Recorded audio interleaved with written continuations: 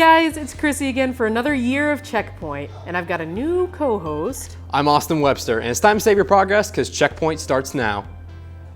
Robert Yang, creator of the first-person locker room shower simulation, Rinse and Repeat, is furious. Twitch blacklisted his game from their site.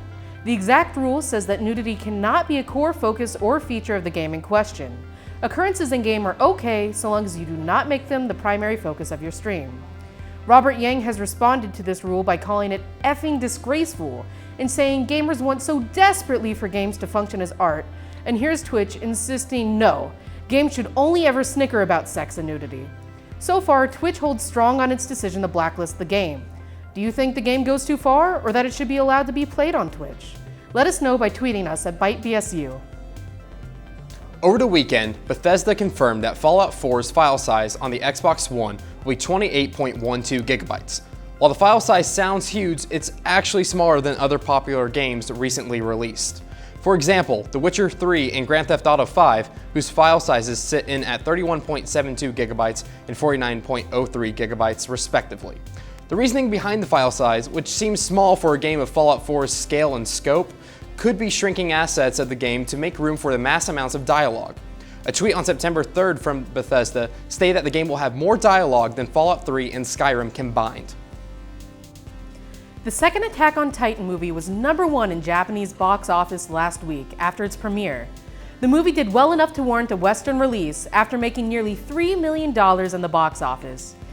Gin Fukunaga, the CEO and president of Funimation, says that Attack on Titan is a worldwide phenomenon, and we are so excited to bring the live-action movie to not only fans of the manga and anime, but also horror fans as well from across the US and Canada.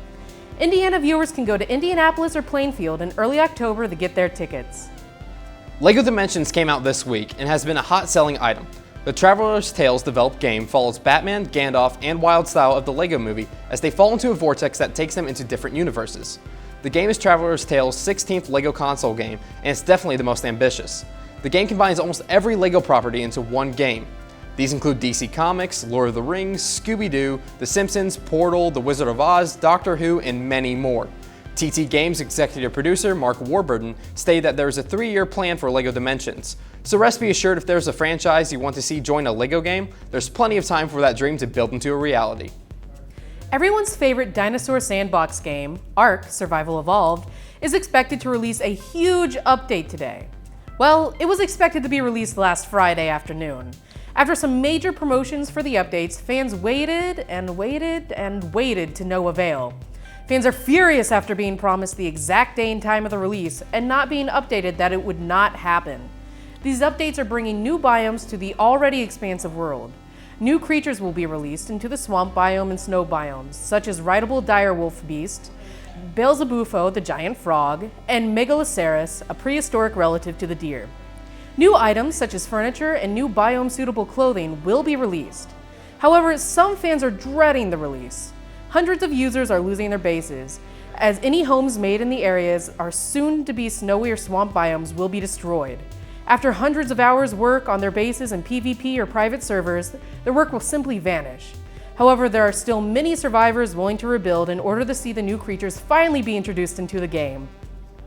For the first time in esports history, you can now create a fantasy team. The popular massive multiplayer online game, League of Legends, is the first esport to host a fantasy league. You see what I did there?